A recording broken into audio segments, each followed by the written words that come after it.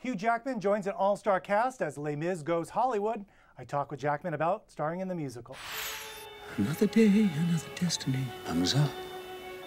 It's never-ending road to Calvary. This is quite a role. I hear all of you, this is Anne's words, not mine, are Les Mis geeks. That's what she said. Yeah. But true. When you saw this role coming up, was it one of those things where you heard about it and you were like, oh, Les Mis is going to be a movie, or did they come to you and tell you it was going to be a movie? Okay. I heard, my agent rang me, and my agent hears things way before, I do.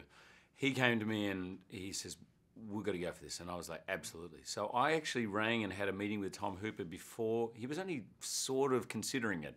And I came and I said, mate, I really want to audition for you. He says, you're kind of jumping the gun here, mate, because I haven't even signed on to this thing. So I was as aggressive as I've ever been. I really had been waiting a number of years to do a movie musical, and this is one of my favorites. So this was something that I wanted to go for. Because you're back, I mean, you're theater, you've done musical theater, and of course film. So this is the two coming together for you. Yeah, my career has way exceeded any expectation I had for it. I was really hoping to pay the rent, for a few years, but I've had these films and I've done stage musicals as well.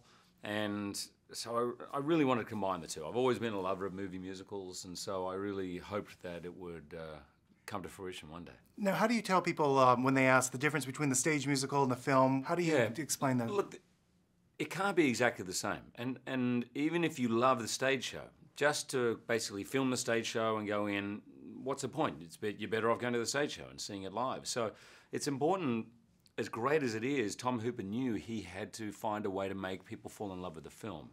And I think what he did so brilliantly was he gave the audience on film things they can't get on stage. Scale, scope, time, the epic sweeping nature of the story, And then he also enhanced the great things about the stage show. For example, Anne Hathaway sings I Dreamed a Dream. Great song, everybody loves it. He holds a close-up on her for like 3 minutes without cutting.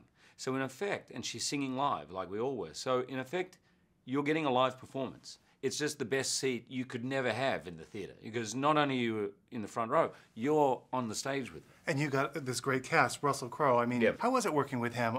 Great. We get to see him in a musical. Russell and I have been friends for a long time. He's behind the scenes, many you wouldn't know, helped me out on a number of occasions and been somewhat of a mentor for me.